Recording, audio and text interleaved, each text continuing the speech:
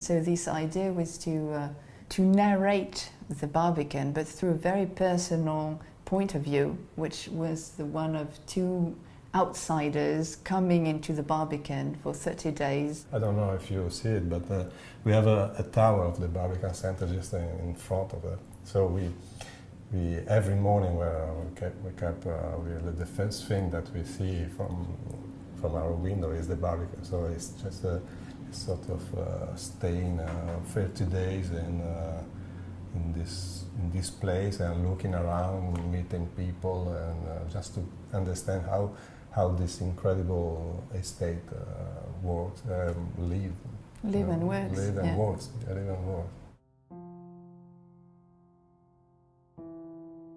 How do we feel?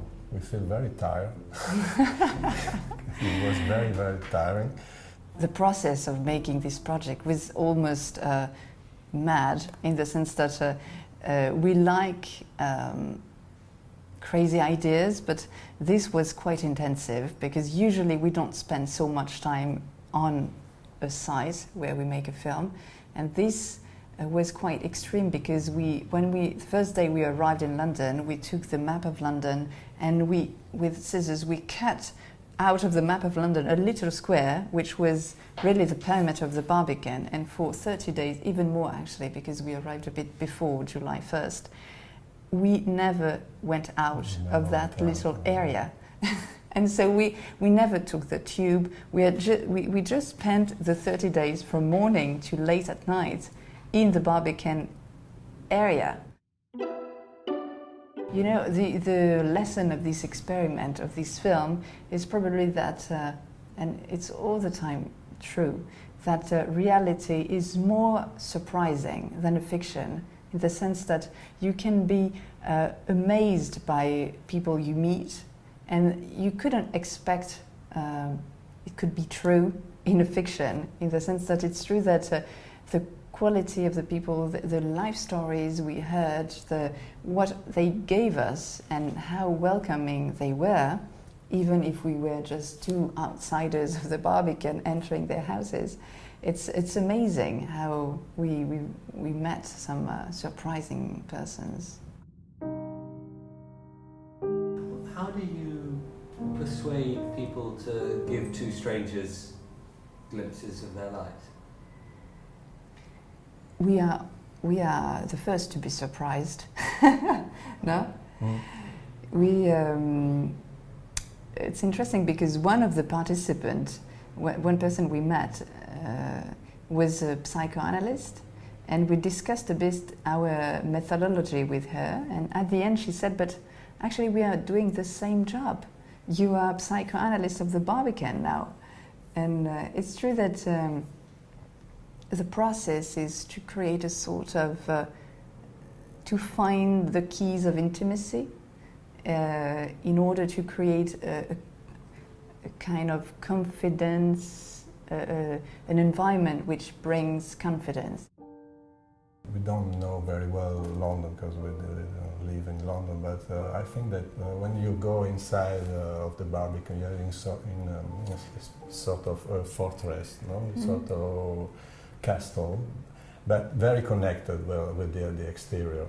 But staying inside, you are very safe. And not all that is that something else that is very important is the relationship with the art centers, because you are safe, but you have inside of your castle something that is incredibly important in London and in Europe. No, that's this art center, very with a lot of activities with. In music, theater, cinema, in art, everything. So you have a lot of people that come in your castle, but you keep stay safe. No? My first, I think, in a few days, what I will really physically remember is how much I walked. I think in 30 days we have to make a count, but I think we walked hundreds and hundreds of kilometers, and it's true that we kept walking during the day, but it is very, I think if I visualize the Barbican, if I try to visualize it, I visualize it as connections and connections and connections of dynamics, of flux now, and dynamics of people walking. And it's true that we kept walking for the whole month. And the sunlight too, because we had a full month of sunlight. That's crazy, because normally it's not where people say about London, but it will be memorable. Memorable. It was a very beautiful time. How do you feel about leaving? In any project we've done until now, we work so intensively that there is a moment in which we need to leave. It's almost as if our subject of research was saying, "You're done. You have to leave." You know, because when we make a film, we don't have a very precise idea on what to do, because we didn't come here and say, okay, the Barbican is like that. We need this one to explain this thing, this one to explain the other thing. We don't work like that. We just come in a place. We just observe. We meet people. I'm sure that in a few days we will be in a full melancholia, Barbican melancholia. Yeah, it was very incredible, gentle people and very open. Because we were allowed to enter on a lot of flats, and this is difficult, no? To go inside a flat or with a camera speaking about spending 1 hour in your private memories, space, or the things that you have in the flat related to your memories. This is very complicated things to do.